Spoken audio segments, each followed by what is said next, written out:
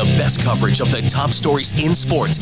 The Sports Wrap with Jason Page starts now. This Monday edition of the show commences. Good to have you all with us. Hope you had a great weekend. We got a lot to do over the next 60 minutes. Austin Dillon is here.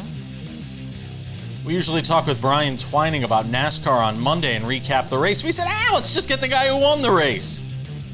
So Austin Dillon will be here for a couple of segments, one with me and one with myself and Brian. We'll have that coming up a little later on in the program. We've got some baseball to talk about.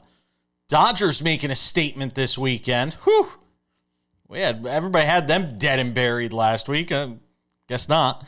Also, the Brewers finally lost. We'll talk about that. And I think there is a clear favorite now when it comes to the AL MVP. I don't care what the odds makers say. We'll get to that coming up a little later on as well. But let's do a couple of NFL segments with this guy. Sam Yarnell is here, ladies and gentlemen, to help us kick things off today. And I got to get your thoughts on a couple of quarterbacks that made news this weekend for completely different reasons. Let's start with Caleb Williams, because there are a lot of expectations, obviously, with Ben Johnson in this Bears-led offense, and we didn't see any Caleb Williams here through the preseason, and then he goes up against the Bills' second and third teamers and fourth teamers and everybody else, and he puts up a hell of a performance, and it got a lot of people excited, Sam, rightfully or wrongly. A lot of people excited about Caleb Williams. Now, I will say, and this isn't me taking a victory lap, it's a preseason game, which is the problem, because there are going to be people that say it's a preseason game. And then there's going to be people that look at it as the glass, not even just half full, but spilling over the top with, it was amazing, and the throws and all of this. And so I have a feeling, and I have not pre-questioned you on this. I have a feeling I know which side you fall on, but go ahead. Well, so there are a couple of things. I'm glad that you said what you said at the end, because I, too, thinking about this last night after this game concluded and watching back some of the film of this game, was thinking, wow, man, I can't wait for everybody to overreact to this on Monday. I'm not here to do that, but I don't want to undersell it. There were some elements that you could see that Ben Johnson has drastically changed this offense already. And it seems like Caleb Williams is more comfortable in it. So I think that's a good thing. I am much higher on Caleb Williams this year than I was last year. I think that he actually has a chance to be a mediocre quarterback in the NFL this year. He could scratch the top 10. I think, and I said this on a podcast that I was on a few weeks ago when we were breaking down the top 10 quarterbacks heading into this season. I think Caleb Williams, to me, is the biggest variable of all the 32 starting quarterbacks in the NFL this year. This is a guy who we could be going into week 6 talking about, is this guy really going to be the 7th best quarterback in the NFL at the end of this season? Or we could be going into week 8 with his team staring up at a 3-4 record, him not having looked good this season, and us talking about, what were we doing giving this guy the number 1 overall pick 2 years before the draft class that he was in even came to be? To me, the game had a lot of flashes. Again, I think that there's a lot of potential with Caleb Williams this season, but it's undeniably damaging to any quarterback to go through what he had to go through his first year and a half in the NFL, Jason. If he's not mentally tough, then it's damaging, but we've seen guys that come through the other side of that. He was crying on the sideline of a college football game. I don't have a problem with that. The guy isn't. I don't have a problem with a guy crying at his last college football game, given the significance and what it means to him. I don't have a problem with a man showing his emotions, Sam Yarnell. I don't have a problem with that. But I will say this. There was a lot of excitement generated off that one performance from him, albeit against a Bills team that was, again, throwing out a lot of guys that'll be working at the D'Agostino in a couple of weeks. Just saying. Yeah, let's not forget in this same game, Austin Reed came in and was 6 of 7 for 66 yards passing. You've never heard of Austin Reed before in your life, let alone did you know that he played quarterback. No. Yeah, a bunch of the guys on the Bills defense, they're going to be serving subs at Viola's in Niagara Falls next week. The Bears schedule, by the way, start off with the Vikings, at the Lions, home for the Cowboys. That is a beast of a start to the schedule. Then they get a little reprieve on the road with the Raiders, but I think a lot of people are excited about the Raiders and Ashton Genty after what he did this weekend. Then they're at the command. I mean, they could be 1-4. They could be 1-4 like through the first 5 weeks of the season. Then they get then they get the Saints. Then they get another beast on the road in Baltimore at the wow, their schedule's tough. That schedule's tough. Dillon Gabriel made his debut in the preseason this weekend, and it certainly made a lot of headlines. Not as much for what he did on the field, which was throw a couple of interceptions, one of them a pick six, in a matchup with the Eagles, but it was as much what he said on the sidelines after his performance on the field that made news. Watch. You gave us some fabulous wisdom on how you tune out the noise and you don't let it infiltrate yourself. Will you share that with everybody at home? Yeah, I think it's just part of it. You know, there's entertainers and there's competitors, and I totally understand that. And my job is to compete, and that's what I'm focused on doing. Of course, we're doing this mid-game, but you know, it's something that I'll get used to, and just want to be the best team that I can and create an environment where we can all go do our best work. That's all we want to do. I'll let you go since. That's not going to go over well. And now he tried to walk it back in the post game because somebody undoubtedly ran up to him and said, "What did you just say? Oh my God!" And he tried his best to walk it back, Sam. Was he successful? Yeah, so I do think it's one of those things that people are reading a little too much into. Are we? When his coach said the same thing, essentially. Honestly, I think Dillon Gabriel was more upset with himself having to be interviewed on the sideline after turning the ball over twice and throwing a pick six and then a botched snap fumble. I think he was just more upset at that and having to do an interview on the sideline instead of watching back tape. To me, it read more as him taking a dig at the reporter rather than Shedeur Sanders, but I understand how people in the media could 100% understand it as the Shedeur Sanders dig. I'm going to say this. Shut up. You've been in the NFL for 5 minutes. Seriously. You've been in the NFL for 5 minutes, and you didn't perform as well as the guy that was drafted in the 5th round. By the way, you weren't even a first-round pick. You were drafted in the 3rd round. Stop acting like you're owed something.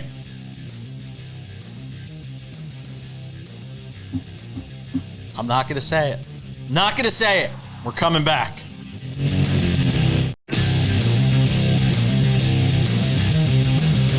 All right, let's go. Segment 2 on the show. Coming up in 10 minutes, some baseball. Great weekend for the Dodgers, that's for sure.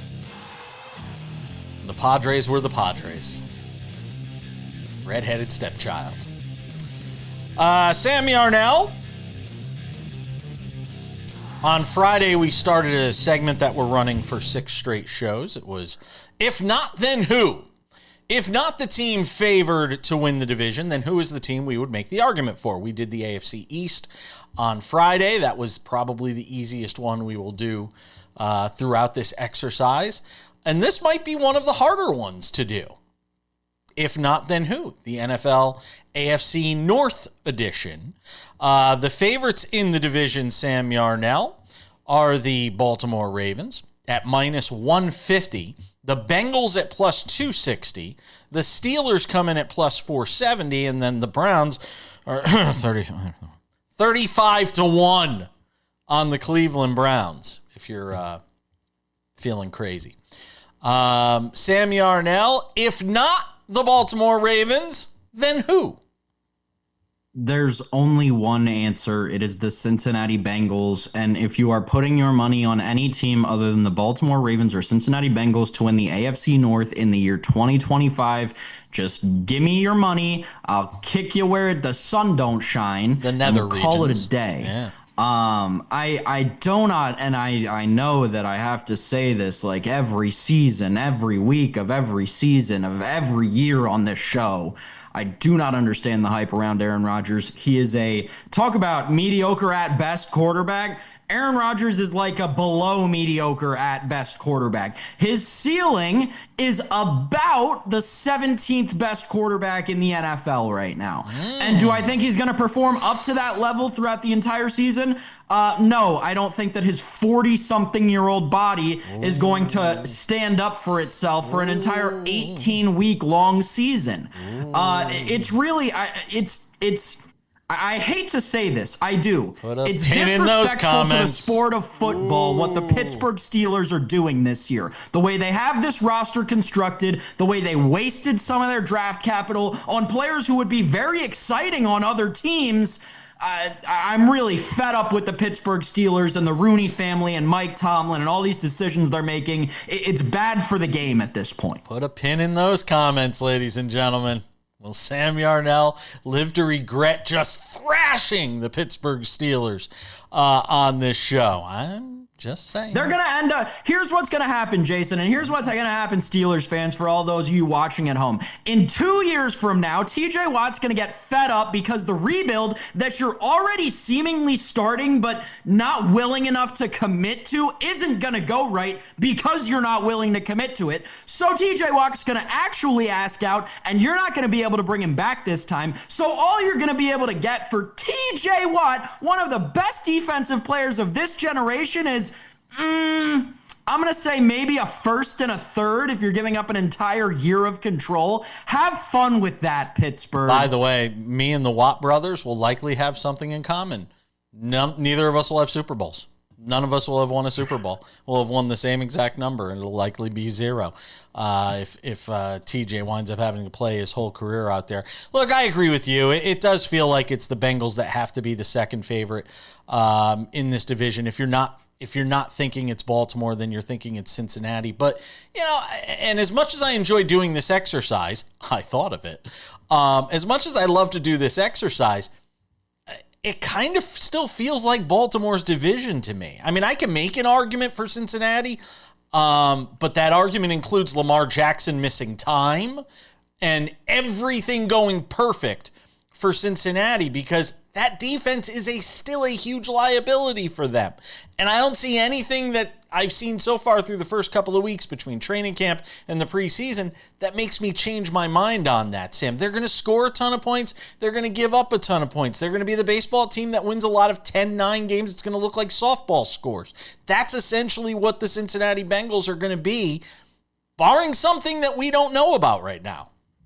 They are, to me, Jason, and I know that I'm splashing the pot for when we get to this division in a few days, but they're the AFC's version of the Dallas Cowboys to me. They've got one defensive star, and they try to figure it out around that guy. Maybe they try and draft a few pieces here. I mean, you could compare the Stewart draft pick to the Diggs draft pick a few years ago for Dallas, but that team revolves around the offense, right? You see how that team performs when the quarterback goes down. Look at what happens to Dak Prescott. Look at what happens to Joe Burrow, and they've got star wide receivers in Jamar Chase and CeeDee Lamb that can pretty much backpack the offense all the way to about a 500 record if nobody's playing on defense. I really think the Bengals are the AFC's version of the Dallas Cowboys, which, spoiler alert right now, I'm kind of high on the Dallas Cowboys this year. Yeah, I know you are, but so what is the argument for Cleveland? Can Cleveland even be what is the ceiling for Cleveland this year based on what we know about them now? What is the ceiling for Cleveland this year? I think the way that Cleveland could realistically win this division this year. What? There's actually a realistic way? Is if a meteor hits perfectly between Baltimore, Pittsburgh, and Cincinnati, but happen. Misses Cleveland, so it's the only city left in the AFC North. That's how the Cleveland Browns could win the division this year. Sorry to our friends watching on Rock Sports and Entertainment, watching the show today. The thoughts of Sam Yarnell, the thoughts of his and his alone. I will try and make the argument for. You got to see the irony in Rock Sports. I mean, come on. Meteor, Rock Sports. It's like apples and apples here. Yeah, no, I get it. But all right. I'm trying. I'm looking for something. Like, I'm going through all my, I've got like what's that, the movie with Russell Crowe, A Beautiful Mind. I've got all these things on the screen, and I'm looking through them, trying to find some way to make an argument for Cleveland. Frankly, even make an argument for Pittsburgh. Pittsburgh, look, I think, Pittsburgh, the way they won games last year was win ugly. And I still think they can win ugly. I mean, the fact that their number is where it is at plus 470 tells me that while it's not a great chance to win the division, you're saying there's a chance. And they're still going to have to win games ugly, even with Aaron Rodgers out there, Sam. The win ugly thing is an interesting one, but I think that we should remember when they were winning all those ugly games, it was because Justin Fields had as many rushing touchdowns as he did passing touchdowns, and George Pickens was running all over the place and running through people. DK Metcalf isn't going to do that. Here's the argument for Pittsburgh. They managed to be a 500 or better team with the combination of Justin Fields and Russell Wilson, mostly Russell Wilson. You're telling me they can't be a little better than that with Aaron Rodgers? We're coming back.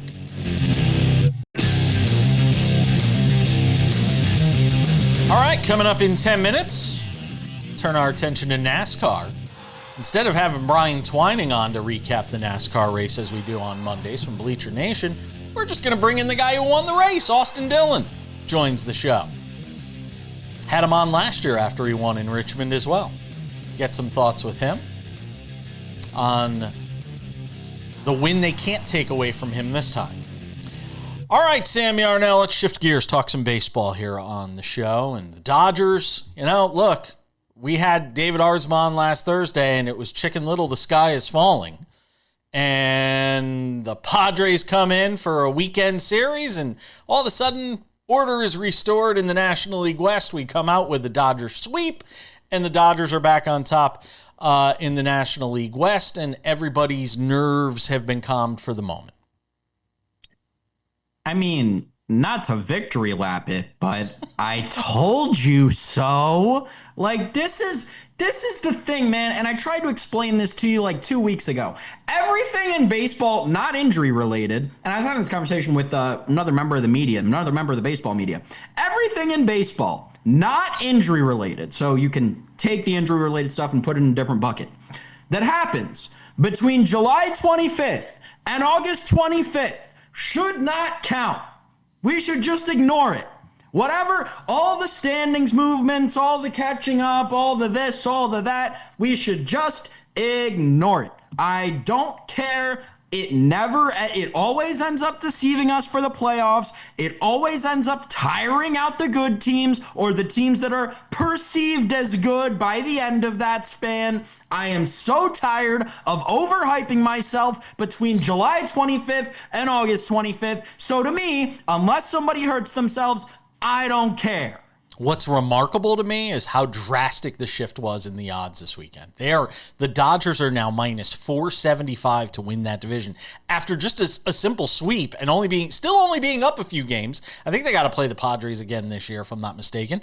And the Padres at plus 350 to win the division right now. I mean, that was a pretty dramatic shift, over the course of just a few games, and people sort of seeing, what these two teams are and where they are right now. It was a rough weekend for Manny Machado too. Oof, yikes! He was getting crucified in the media and on social media. The reality of the situation is, though, Jason, that is still the closest division race in the National League. Like we have gotten to a point where, yeah, that's a great point. And I know this Milwaukee Brewers streak. What is it now? They're 15-2 over their last 17. No, 16-1 over their last 17. Yeah. I think. But yeah, that's out of this world, just beyond the pale kind of stuff. I think that the NL West is the only division where we could see a change before the end of the season. Brewers finally lose. The winning streak ends, and it continued with a couple of dramatic wins. But the Brewers finally lose this weekend. Their lead on the Cubs is 8 in the NL Central, so that is a wrap. And Cincinnati desperately needed that win this weekend based on the way the first couple of games of that series went, Sam, with Cincinnati trying to hang on in that wild card race. And the Mets making it possible, although they did win a couple of games this weekend. A couple of big wins for the Mets. Don't look now. Yeah. Do not look now. But Jason Page's fighting Cincinnati Reds are coming down the track for that last wild card spot. I hope so. I didn't even realize they were a game and a half out. That is, I mean, if everybody in that New York front office, that New York owner better be on the hot seat at this point. He should be debating selling the team. Between everything that's gone wrong for him in this tenure as an ownership, yes, I'm talking directly to you, Steve Cohen, if you didn't put two and two together by now. Yeah. But let's just go through the list, right? It was the undefeatable team, right? The whatever that thing Thanos had. It was Max Scherzer and Justin Verlander and Jacob deGrom, and we were gonna win. And Pete Alonso's gonna win MVP, and we're gonna win the World Series. And Francisco Lindor. Well, that season was over by the end of July. And then, well, we're going to bounce back from that. We'll take 1 year off, and then guess what? We're getting right back to it. We are going to sign Juan Soto, and we're going to be on our way to the... Oh, what? It's the end of August, and we're a game and a half from being out of the playoff picture altogether? Oh, my gosh. What are we doing, New York baseball? Yeah. I don't disagree. By the way, the Yankees 3 up now for that third wild card on Cleveland after they swept the Cardinals. Yankees have won 7 of 10, by the way. It also should be mentioned. So obviously playing a little bit better right now. But speaking of the Yankees, I don't care what the odds say on Aaron Judge. Oh, the number literally just changed as we were sitting here. Wow. That number literally just changed while I was looking at it. It's not minus 190 anymore? It is now minus 140. It literally dropped while we were talking. Literally while we were talking. That's crazy. Over on FanDuel. That's a big move, too. Aaron Judge went from minus 190 to win the MVP to minus 140. Cal Raleigh is plus 110. I'm going to tell you right now, if they were giving out the MVP award right now, Cal Raleigh's your MVP. And frankly, it's not even close for me. We saw the little bit of a slowdown. Now he's got 49 home runs. He's going to set the record for most home runs ever by a catcher, which should count for something. And try and think about where that team would be. And I know you can make the argument, what did the Yankees do when Aaron Judge wasn't there? The Yankees still scored some runs while Aaron Judge wasn't there. The reason the Yankees lost some of those games, a lot of those games when Aaron Judge wasn't in the lineup, wasn't because Aaron Judge wasn't in the lineup as much as their relief pitching was horrible. And Aaron Boone continues to be horrible. And their defense continues to be horrible. That has nothing to do with Aaron Judge to me. Cal Raleigh's the MVP right now for me, Sam. I know we're going to have Brian Kenny on the show tomorrow. I'll be curious to get his thoughts on that from MLB Network. I'm interested to hear from Brian Kenny if he remembers a year where this race was the circumstance, right? We've got one MVP contender on a team that's in third place in their division, and the other that's a dark horse coming to... I don't know if I'm going to say they're going to challenge the Astros, but they're going to get a lot closer to the Astros than the Yankees are to the Blue Jays. Let's just say that. So I think there's merit to that argument, Jason. For me, it's so up in the air. I really do think it's going to come down to whatever the voters eat for breakfast that morning. But I totally understand the logic behind that theory. No, he's got to be the MVP. As of right now, he's got to be the MVP. I'm shocked that number is what it is. I get it. I'm shocked that number is what it is. By the way, if Nick Kurtz had played the entire season with the A's, he might have been the damn MVP. That guy is insane. What a season Nick Kurtz is having in like half a season for the A's. We're coming back with Austin Dillon next.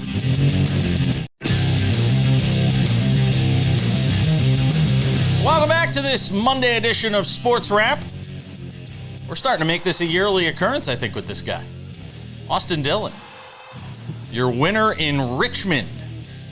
The number 3 Chevy, Richard Childress Racing, hangs out with us on the show after his 6th Cup Series win.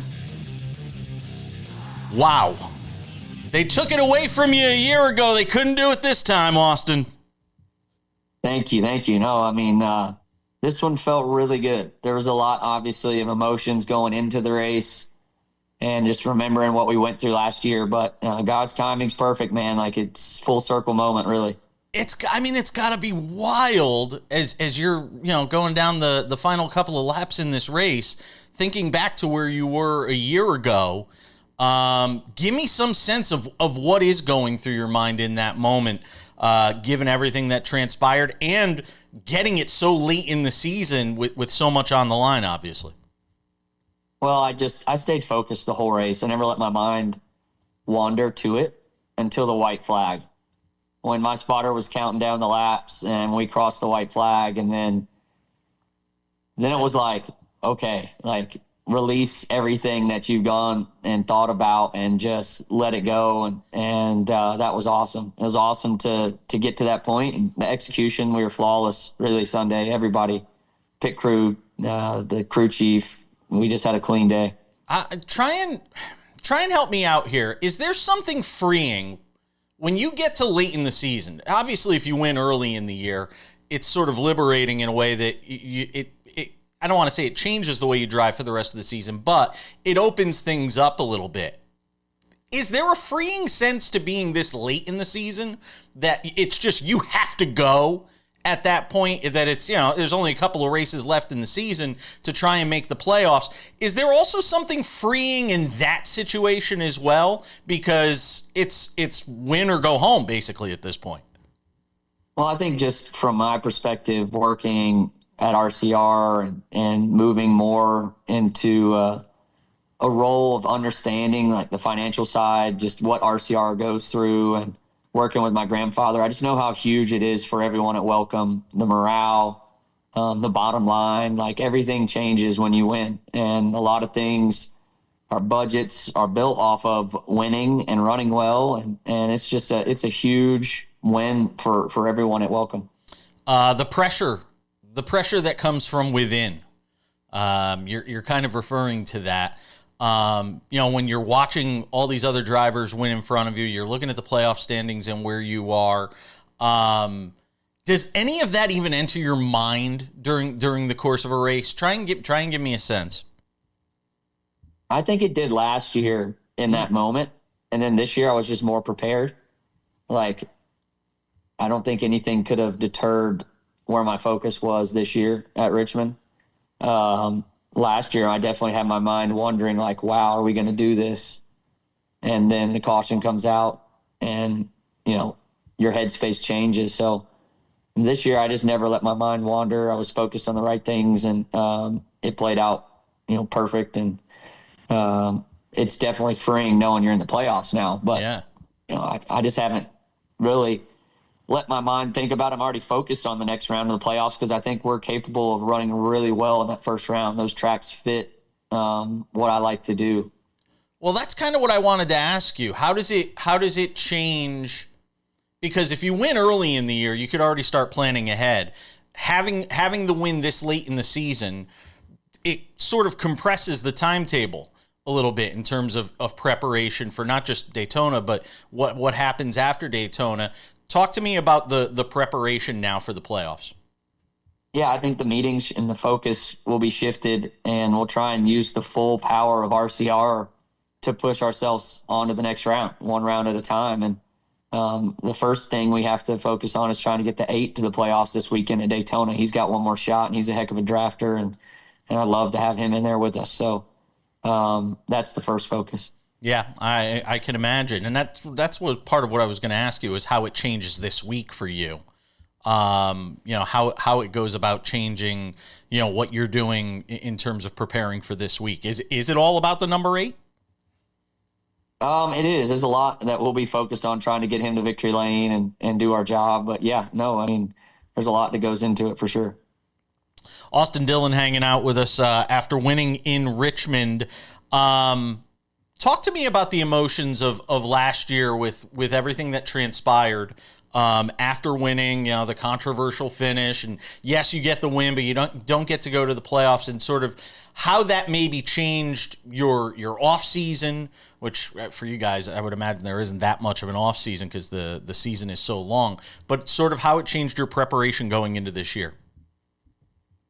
Yeah, I think when it comes to preparation, my crew chief is amazing at it. He does a very good job of keeping me on task and pushing me to be the best I can be every weekend. And we've just got a solid group, and it makes you want to work hard. It really comes back to all the hours that we've put in the simulator this year, the going on Tuesdays to Concord from an hour and a half drive, all that time.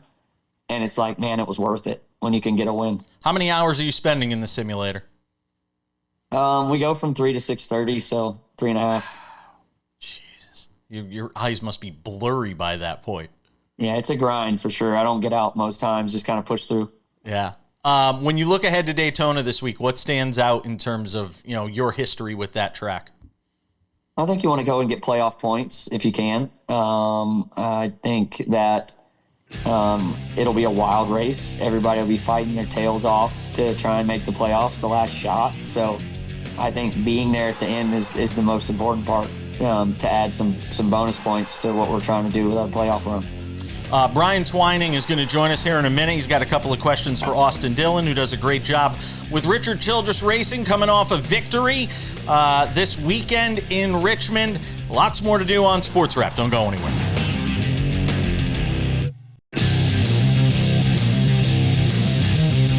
Continuing the conversation with Austin Dillon, winner in Richmond this weekend, Cup Series, 6th career win with Richard Childress Racing. Brian Twining joins the conversation from Bleacher Nation, hangs out with us every Monday on SportsWrap to talk NASCAR. All right, first phone call you got after the win, Austin, who was it? I think my mom was on the line, and then Johnny Morris, so two important people in my life. Very cool. Brian, go ahead. Yeah, so obviously, Dillon, congratulations on the win at Richmond. As we head to Daytona, where you're one of only 4 guys to have multiple wins in the active Cup Series right now, does your strategy or possibly goal for the race change as a driver and as a team? Well, I think the main focus will be trying to get to 8 in the playoffs, that last spot. We'll be trying to get some bonus points, whether it be a stage win or win the race, but I'll be probably a pretty good wingman this weekend. Does that extend throughout the manufacturer, though, too? Like in the unfortunate event that, say, Kyle wrecks out early, does that then transfer to another Chevy of trying to push them to a victory to lock into the playoffs? I think the biggest thing is just trying to be a good teammate, whatever it takes to, help the 8 car when he needs the help. We're also going to look out for ourselves a bit from a point standpoint, trying to, get bonus points at the end of stages, like I said earlier. But yeah, I want to push the heck out of him. My brother's right there too, so it'd be cool to get one of them two into victory lane and in a playoff hole. Nice. And then obviously being locked into the playoffs, you can now start looking forward to the round of 16 that includes both Darlington and Bristol, two tracks that you've been fairly successful out throughout your career. Is there one of the 3 that you're looking forward to the most, or you guys have circled? Truthfully, all 3. Last year was one of our best runs, was at Gateway. We ran in the top 10, ran 7th, I believe. So all 3 of those, like the first round couldn't set up better for us, truthfully. So I'm excited. Just want to go execute like we did at Richmond. And I think we can make it to the next round. Nice. People, and then go ahead, Brian. Lastly, you came into Richmond as a pretty decent underdog according to the sports books, and there was a lot of negative connotation brought upon by the fans about what happened last year, and probably heading to the playoffs will be a similar situation. Does that give you extra motivation to go out there and prove people wrong? Yeah, I think it's more. I don't really listen to anything that goes on outside of the walls of welcome. It was more about winning for us, for RCR and the fans that are there for us and show up each weekend at the trailer and get an autograph. And the motivation's always there. You want to win, you want to do well. But it's sure cool to do it the way we did it. As somebody, we've talked about Kyle Busch a bunch in this, in these 2 segments. Talk about what he has meant to you, just in terms of, being part of the team and, where he is at this stage of his career. And there's so many people rooting for him to get another win. And obviously that's been hard to come by for him, but try and give me a sense for what Kyle Busch means around you guys. Well, I definitely care for him. I helped get him over here and I want to see him succeed and I want RCR to succeed. So trying to do anything we can to give him the right equipment he needs to go do well and help him in any way possible. We're really all we got over there when it comes to teammates. So we got to work good together, and he's been great to work with from my standpoint. He's a good teammate and really brings something to the table every time he opens his mouth. Yeah, there's a lot of people rooting for him to try and get a win here late in the season. Do you sense that, sort of he senses, that time is winding down for him in his career? Is there a sense of urgency? I don't know if there's always a sense of urgency in what we do. Winning is everything. So, but winding down, man, he's fast every week. He has speed. It just comes down to execution and understanding that the car has changed so much that you can't, recover from any kind of mistake from coming down pit road or just being over aggressive sometimes will get you. But Kyle's a dog. He's gonna figure it out, and that team's gonna figure it out. And when the opportunity strikes, he's gonna get it done. But the speed is never a factor when it comes to Kyle Busch. You're a Carolina Panthers fan. How excited are you for the upcoming season? I'm really excited. I was a little disappointed with the last preseason showing, so I'm looking forward to see how it plays out because I really believe in the head coach. I think Bryce is turning the page, and we've got a lot of cool pieces at Carolina to be excited for. How's the PBR team doing? I remember last year we had you on. You had the Carolina PBR team. Give me a sense for how the PBR team's doing. Yeah, we started off pretty good the first couple of weeks, but we've gone into a slump. We've got to get things going. We've lost a lot of games on points. Just one ride makes the difference, or the scoring of the judges. So we got to take it out of the judges' hand more often and do a better job. But the Carolina Cowboys and the PBR is such a fun sport. You can catch it on CW. Our home event's September 12th through the 14th. And, you have to come check it out. How have you felt about the NASCAR TV coverage with it being so fragmented this year and people having to go, week to week, where's it going? The NBA is going through something similar right now. If you've sort of looked at what they've done with Peacock and, ESPN and Amazon Prime and, the games are going to be everywhere. How have you felt about the way that coverage has panned out this year? Well, I think, we've created a lot of excitement with a lot of different platforms, and we are learning every step of the way, but I love the different views of different broadcasters. Do you have one that's a favorite more than another? Do you go back and watch them? Was interesting. Which one? Prime did a good job. Yeah. That Prime did a good job and made things interesting, changed it up a bit. It's great stuff. Austin Dillon, congratulations on the win in Richmond. It was wild to watch, given everything that transpired over the last 12 months since you won in Richmond. All the best to you in Daytona. Stay safe, my friend. Thanks, guys. We're coming back with more Sports Wrap on this Monday. Don't go anywhere. Lots more to do.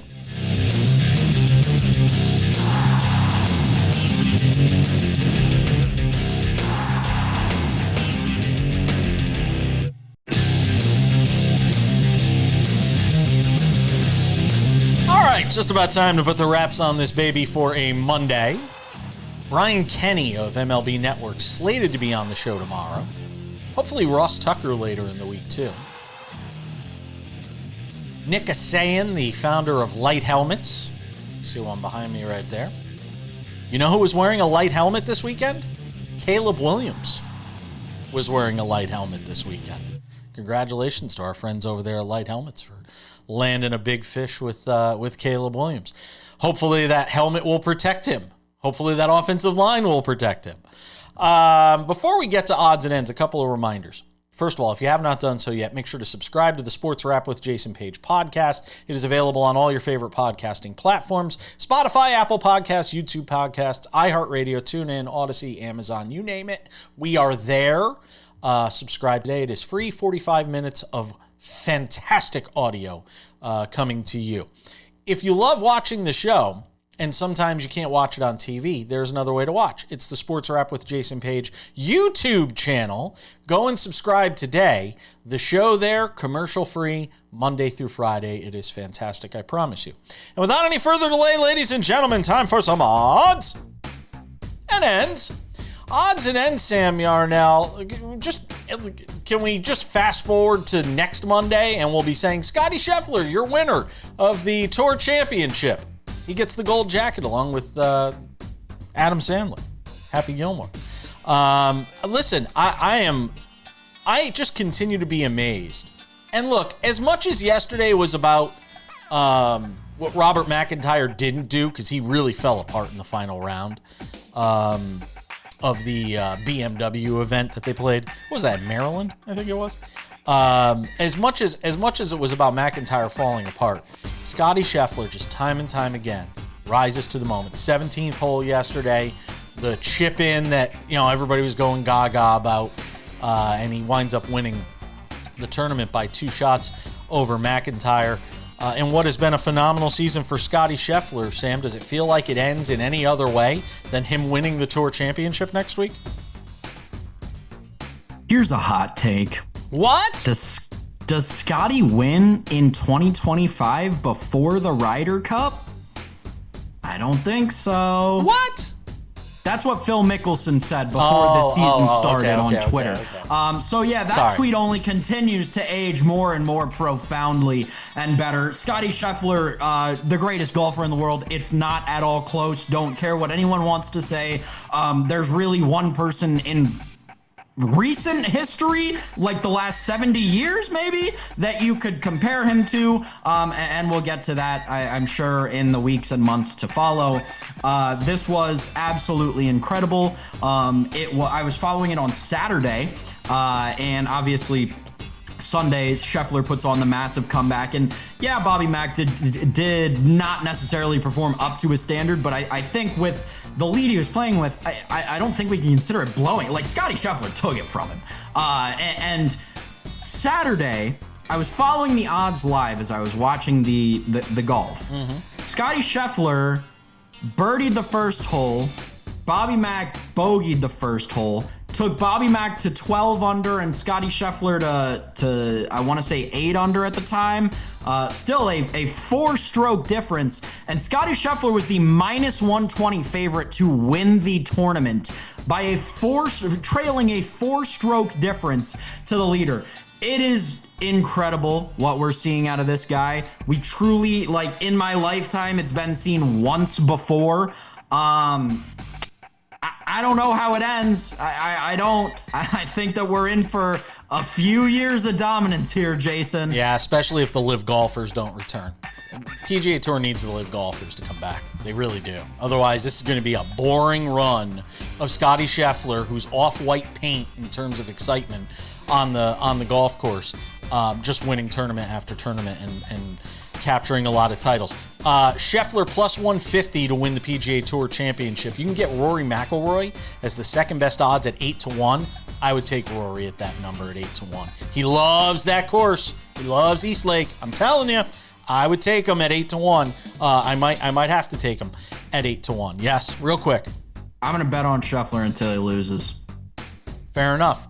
Don't bet on seeing Victor Robles in a Major League Baseball game or any game anytime soon. He threw a bat. He went Juan Marichal on Joey Estes in a minor league baseball game yesterday. Right now in the minor leagues for the Mariners on a rehab assignment. Sam, will we ever see Victor Robles in a Major League uniform again? Yes, you will. He went Carl Everett.